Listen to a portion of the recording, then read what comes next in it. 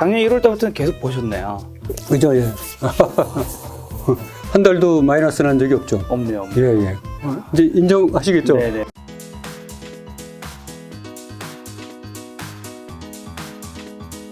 오늘 시간 바로 종목 선정 나에게 물어봐입니다.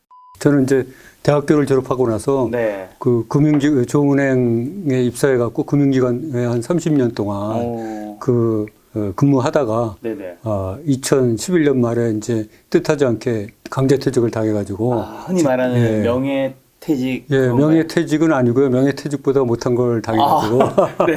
그래서 명예퇴직금도 못 받고 네. 이제 2011년 말에 네. 그 회사를 은행을 나오게 됐습니다. 네.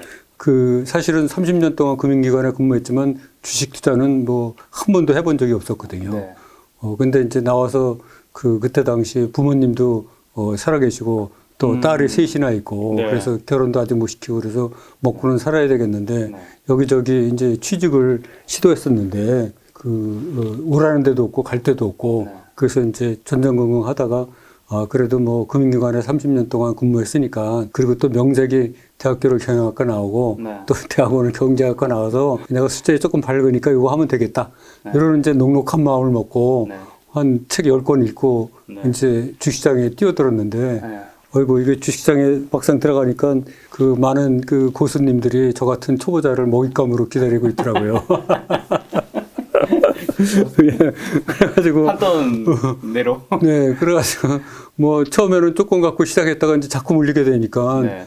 크게 이제 들어가서 결국에는 뭐 전세돈까지 빼고 월세로 옮기고 네. 그런 상황까지 벌어지면서 했다가 결국은 거의 그 8년 동안 깡통을 12번이나 차고 네. 그리고 또 누적 손실액이 11억에 달했고요. 그리고 하루에 최대 손절액은 뭐 5억 4천만 원까지 한 적이 있습니다. 그리고 코로나 사태 때 무려 3억 6천만 원 또 손절을 했고요. 그래가지고 아주 엄청난 시련을 겪었었는데 그러다가 이제 코로나 사태 이후 몇 달 동안 그 거래를 못 하다가 6월부터 이래서는 안 되겠다. 그래도 정신 차리고 다시 해보자. 그래갖고 6월 이후 거래를 재개해가지고 네. 그 후로는 거의 20개월 동안 이제 연속 흑자를 보고 또 작년에는 거의 14억 정도의 그 이익을 실현을 해서 네. 12번 깡통 차고 13번 만에 성공한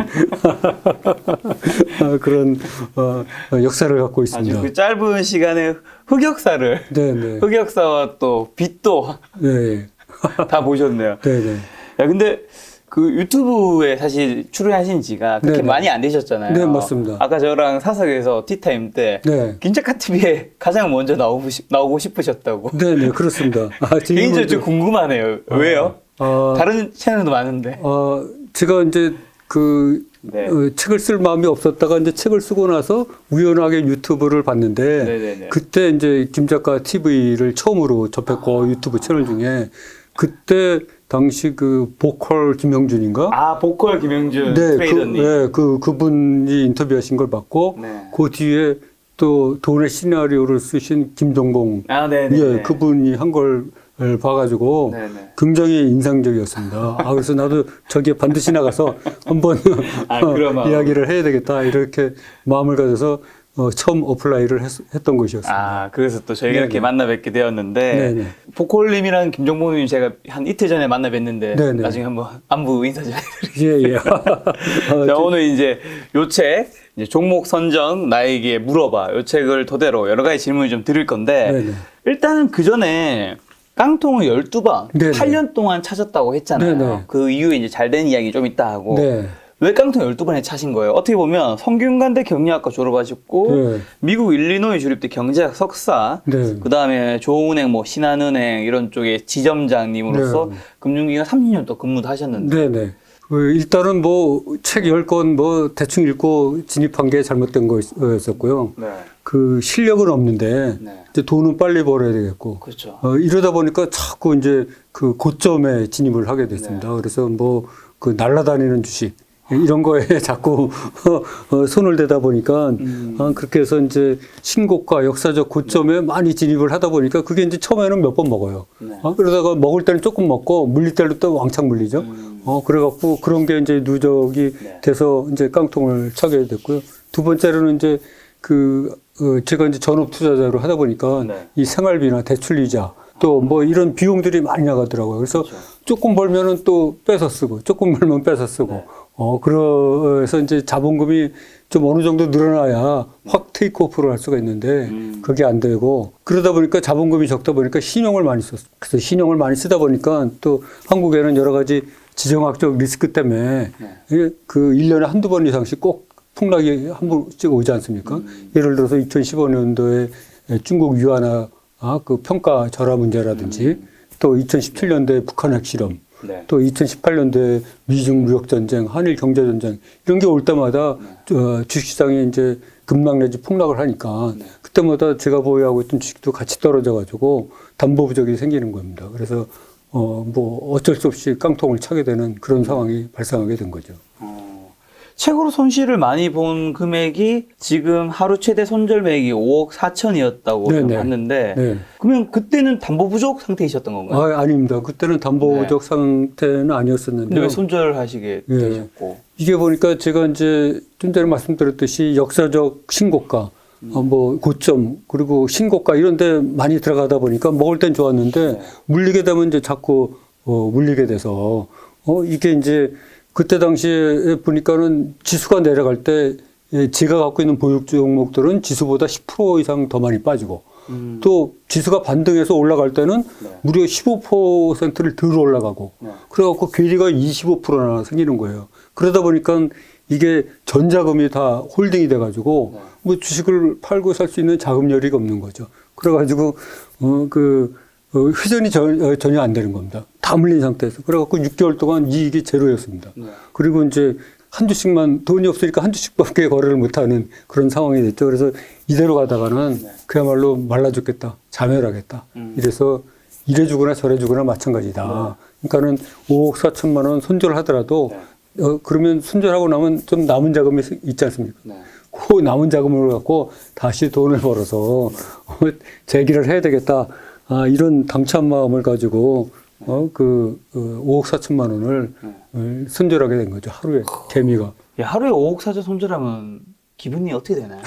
제가 그 정도 손절해 본 적이 없어서. 예, 이게 소위 뭐 창밖에 그 검은 아스팔트가 자꾸 나를 부르게 되고요. 마포대교가 자꾸 눈앞에 한강물 온도 보이게 되고 그리고 지나간 증권하다가 뭐 이렇게 좋지 않은 일 당하신 분들이 그 남의 일이 아니구나. 그런 게 자꾸 생각나면서 하여간 모든 것이 그 얼어붙은 그런 냉동인간처럼 됐고 또 이 번지 점프를 할 때 끝없이 추락하는 그냥 끝없이 내려 뛰는 그런 기분을 느끼더라고요. 뭐 아주 진짜 5억 4천만 원 말이 그렇지 그때 당시는 5억 4천만 원이면 아파트 한 채 값이었거든요. 그거를 그냥 하루에 이렇게 손절 해서 진짜 심장이 터지는 줄 알았습니다. 하루 최대 손절 매액이 5억 4천이었고 코로나 사태 때는 이제 3억 6천 정도 손절하셨던 건데 그럼 다 합쳐서 누적 손절 매액이 한 11억 정도 되는 맞습니다. 거잖아요. 근데 계속해서 투자를 할 수 있을 만큼의 그래도 나머지 여유 돈은 좀 있으셨던 건가요? 어떻게 되는 거죠? 11억이나 잃었다는 거잖아요, 어쨌든. 네네. 그러니까 이제 그 전에도 이제 조금씩은 벌었었고 또 그때 당시 제가 갖고 있었던 땅이 조금 있었는데 그 돈을 그 땅을 팔아서 또 증자를 한 게 되죠. 증자를 하게 된 거고. 자꾸 이제 다 털려서 없으니까 뭔가 주식 투자는 해야 되겠고 그러니까 그야말로 아까 말씀드렸듯이 전세 돈 빼서 월세로 가면서 그 차액으로 했고 또 마지막 하나 그 집안에 있는 상감총자마저 그 땅마저 팔아갖고 그 대출 다 갚고 나머지 돈으로 이제 돈을 마련해서 딱 주식시장에 들어섰는데 코로나 사태가 터진 거예요, 이게. 이제 그 잔고가 많이 늘었을 거 아닙니까? 그런 상태가 얼마 안 됐는데 한두 달 됐는데 코로나 사태가 터진 거예요. 그래갖고 코로나 사태 때 무려 하루에는 2억 4,400만 원을 손실을 봤습니다. 이게 조금씩 이제 손절을 보다가 3월 19일 날 이제 코스닥이 8.4% 빠지고 코스피가 한 6% 정도 빠졌거든요. 코스피에 1,400 정도까지 갔어요. 네네. 그렇게 바닥을 치는 날 하루에 2억 4,400만 원을 손절을 하니까 그야말로 진짜 대낮인데도 그 밖이 껌껌하고요. 그리고 뭐랄까, 이젠 끝이다. 내가 이게 땅까지 팔아가지고, 드디어 그렇죠. 했는데, 이게, 예? 하루에 2억 4,400만 원. 근데 거기가 끝이 아니고, 그 다음날, 또 손절을 또 해야 되잖아요. 주가가 또 내려가면. 그때는 그게 공포에 질려갖고 모든 사람이 던질 때니까. 근데 그게 계산을 해보니까 그 다음날 손절액이 뭐 2억 4,400만 원으로 끝날 게 아니고 이게 뭐 3억이 될지 5억이 될지 6억이 될지 아무도 모르잖아요. 그래가지고 머리가 그야말로 터질 것 같이 그렇게 이제 해서 누워 있었죠. 어떻게 보면 그런 코로나 사태라는 건 예상치 못한 거잖아요. 그렇죠. 예. 그런 사태를 해서 주가가 대폭락했을 때 뭐 교훈이라든가 네네. 그다음에 그런 위기를 겪으셨기 때문에 네네. 그 다음에도 뭔가 시나리오를 짤 때도 이런 최악의 상황을 좀 대비하는 방법들도 좀 고민해 보실 텐데. 네네. 그래가지고 제가 그때 진짜 많은 교훈을 얻었죠. 그래서 그 교훈 끝에 이제 더군다나 작년에 이제 그래도 큰 돈을 벌게 된 건데 첫 번째는 이제 가장 큰 교훈이 그 주가는 내가 생각한 거, 내가 최악이라고 생각하는 것보다 두 단계 이상 더 내려간다. 이게 그냥 거기가 끝이 아니다. 지하 5층이면 뭐 7층도 있고 8층도 있다.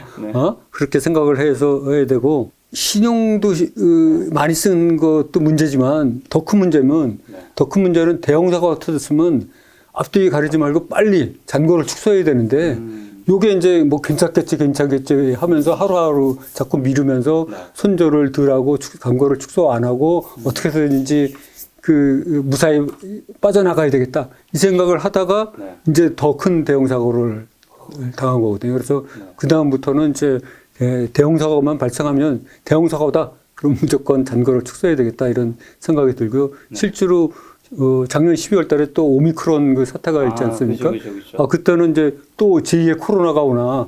그래갖고 그때는 실제로 잔고도 많이 축소했었습니다. 그걸 교훈 삼아서. 그리고 이제 신용을 전에는 너무 과다하게 썼었거든요. 근데 이제 신용을 그때 제가 그거 겪고 나서 지나가서 역산을 해보니까 신용을 24%만 쓰면 자기 잔고에 그러면 코로나 사태와 같은 사태가 와도 반대매매 안 당해도 당하거든요. 근데 너무 많이 50% 이상 과다하게 써가지고 그런 거라서 그다음부터는 이제 신용을 항상 30% 이내로 축소하고 대형 사고 터지면 무조건 줄이고 뭐 이런 식으로 운영을 했고요. 제가 그때 진짜 이거는 닥쳐야지만 깨닫는 건데 담보 그 전만 해도 제가 11번 깡통을 찼어도 이게 담보 부족이 생기면은 손해가 1, 2, 3, 4로 늘어나는 줄 알았어요. 그 손절을 하면. 근데 그게 아니고 이미 담보 부족 상태에서 코로나 사태와 같은 또 폭락이 일어나면 이게 1, 2, 3, 4가 아니고 4, 16, 32 뭐 이렇게 그냥 기하급수적으로 손해가 늘어나더라고요. 그 손절 금액이. 그래가지고 뭐 많은 고수들이 진짜 한 방에 가는 게 이해가 가더라고요. 부족한 상태에서 또 폭락하면 어떻게 견딜 수가 없는 거예요. 이 손절로 메꾸는 개념을 떠나서 그냥 문 닫아야지 됩니다. 그냥 다 하고 두 손 들어야지 되는 그런 상황이 오더라고요. 그래서 절대로 앞으로는 이런 그런 속담 있지 않습니까? 검투사는 반드시 죽는다. 신용 과다 사용자는 반드시 망한다. 그걸 제가 그때 깨달아갖고 그 후로는 신용을 굉장히 축소해서 사용하고 있습니다. 신용 얘기 나서 책에서 있는 부분 좀 여쭤보려고 하는데 깡통을 12번 차시면서 검증하게 된 신용 사용과 신용을 사용하지 않았을 때의 경우에 손익 비교 결과는 좀 어떻게 되나요? 글쎄요. 그래갖고 제가 코로나 사태 이후 이제 5월 달에 좀 정신 좀 차리고 도대체 이게 신용 사용하는 게 이게 나한테 이득이냐, 손해냐, 이걸 해가지고 제가 과거의 기록을 쭉 해서 역산을 해봤습니다. 그래서 추적을 해봤더니 2012년부터 2020년 5월까지 만약에 신용을 사용해서 제가 버는 돈이 7억 정도 나오더라고요. 근데 신용을 사용하지 않았을 경우는 오히려 15억 정도 이익 벌 수 있었던 거더라고요. 그만큼 그 신용을 사용하는 게 오히려 우리 개인 투자자들한테는 장기적으로 보면은 더 손해죠. 그래서 그거를 깨달아가지고 제가 그 책에도 그걸 올려놨습니다. 개인들대로 신용 좀 조금씩 쓰라고요. 지금은 어느 정도 쓰세요? 지금은 이제 30% 이내로 유지하고 있습니다. 그거는 이제 제가 이따도 설명드리겠지만 매매 기법상 필요한 경우가 있어서 쓰고 있습니다. 저자님은 지금 12번 깡통을 차 보셨으니까 깡통 좀 안 찰려면 어떻게 해야 되는지라 그 다음에 어쨌든 그 전까지 돈을 계속해서 잃었는데 11억까지 잃었던 거죠 어떻게 보면. 네. 그 이후에 이제 돈을 이제는 지금 계속 벌고 계시잖아요. 2020년 6월에는 매매를 재개한 이후에 17개월 연속 흑자를 실현 중이시고 2021년 1월부터는 월 평균 1억 이상을 벌어서 10월까지 13억 원 정도 이익을 실현하셨다고. 뭔가 약간 드라마틱한데 이 반전의 계기는 뭐죠? 깡통 안 차려고 그러면요. 아까도 말씀드렸지만 최고는 역시 현금으로만 주식을 하는 게 최고입니다. 현금으로만 투자를 하면 절대 깡통 찰 일 없고요. 왜냐하면 주식 시장은 암만 폭락해도 반드시 반등하니까. 그쵸. 지난번 우리가 코로나 사태 때도 보지 않았습니까? 그리고 두 번째로는 이제 신용 비중을 자기 잔고에 항상 30% 이내로 운영해야 되고 세 번째는 현금 비중을 항상 20%를 보유하고 있어야 됩니다. 그리고 대형 사고다. 그러면 일단 무조건 잔고를 축소하고 봐야 됩니다. 여기서 조금 더 돈을 남기겠다고 손에 들 보겠다고 이제 잔고 축소를 안 하고 계속 버티면 결국은 그게 나중에 다 화가 돼서 돌아옵니다. 그리고 이제 반전의 계기를 말씀드리면 제가 처음에 말씀드렸듯이 이게 신고가, 역사적 고점 이런 데 불나방처럼 뛰어들어가지고 처음에 몇 번 먹을 때는 좋았는데 그게 누적되다 보니까 오히려 하루에 5억 4천만 원, 그 손절하는 그런 참사도 겪었는데, 그래서 제가 세 가지 큰 거를 바꿨습니다. 그래서, 첫 번째는 일단 세력이 큰 돈을 넣은, 그 장대 양봉이 발생한 그런 종목만 바닥에서, 고점이 아닌 바닥에서 턴 어라운드 된, 종목만 철저하게 들어가자. 그래서 소위 그 오르막 1사분기. 예, 위치한, 이게 사이클이도 뭐 이렇게 돌지 않습니까? 그러면 여기 1사분기, 1사분면, 2사분면, 3사분면, 4사분면 이렇게 있는데, 전에는 이 2사분면, 3사분면 꼭지에서 많이 매수를 하고 거래를 했었는데, 이거를 이제 완전히 버리고, 이 아래 이제 턴어라운드 된, 그리고 세력이 들어온, 큰 돈을 넣은 종목만 넣어서 철저하게 샀고요. 두 번째, 는 이제 그 세력이 돈을 넣나 안 넣냐를 아주 철저하게 확인을 했습니다. 그래갖고 세력이 좀 아리까리하다 않는 것 같다. 이런 거는 그 배제를 했죠. 그리고 이제 세 번째로는 그 전에는 그 완샷 완킬도 저 많이 했었거든요. 그래갖고 그냥 뭐 이익도 봤지만 손해도 굉장히 많이 봤었는데 이제는 철저하게 10개 종목으로 나누고 한 종목도 그 한 번에 안 들어가고 4번에 나눠서 들어가고 또 계좌도 4개로 분할하고 이렇게 해가지고 철저하게 분산하고 분리하고 분할을 해가지고 일하고 예를 들어서 10개 종목을 4번에 사면 모두 사면 40번이거든요. 그 40번 나는 거를 그 순차적으로 이익이 나는 거는 순차적으로 이제 이익을 실현을 해가지고 계속 쌓았죠. 티끌모아 태산으로.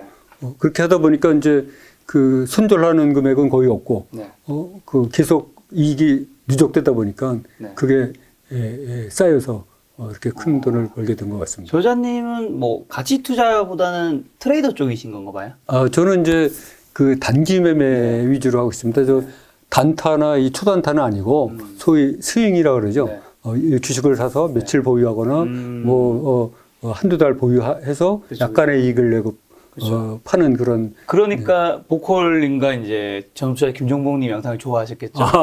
그렇습니까? 그분들이 같이 투자하신 분들은 아니니까. 그래요? 네, 보컬 그분은 좀 단기 위주로 그렇게 하시는 것 같더라고요. 저는 저 중장기 투자도 해봤는데 뭐 한국적 상황에서는 맞지 않는다고 결론을 내리고 또 제 성격하고도 안 맞고 그래서 저는 그냥 그 스윙 단기 매매 위주로 그렇게 하고 있습니다. 자, 그러면 이제 저자님에게 이제 많은 시청자분들이 궁금해할 만한 질문 굉장히 이제 많이 드릴 텐데 그 전에 좀 저자님이 이제 최근에 얼마 벌었는지 제가 좀 여쭤보려고 하는데요. 작년도 이익 금액은 좀 어느 정도 될까요? 작년도 이익 금액이 거의 14억 정도 거량. 14억. 예. 그리고 코로나 사태 이후에 그럼 20개월 계속 흑자. 이것도 팩트인 건가요? 네네, 팩트입니다. 그럼 혹시 뭐 이거를 좀 제가 확인할 수 있는 아유, 뭐, 하긴, 예, 확인할 수 있는 예, 뭐 좀 없을까요? 예. 뭐 이 영상이 나가진 않더라도 네, 네. 아니, 제가 좀 볼 수 있는. 예, 예. 제가 보여주도록 하겠습니다. 이게 왜냐 그러면 네. 제가 단기 매매를 한다니까 네, 네. 많은 분들이 단기 매매로 큰 돈을 벌었다니까 많은 분들이 아니 그런 방법으로 어떻게 잘안 돈을 벌었냐 안 잘 믿더라고요. 믿죠. 그래서 네. 제가 여러 번 그 질문을 받아서 제가 이번에 새로 어플을 깔았습니다. 그래서 그걸 한번 보면 네. 그래서 한국투자증권 네, 한국투자증권 지금 접속을 하고 있습니다. 의도치 않게 제가 비밀번호까지 보고 있지만 제가 뭐 딴짓은 안 하니까.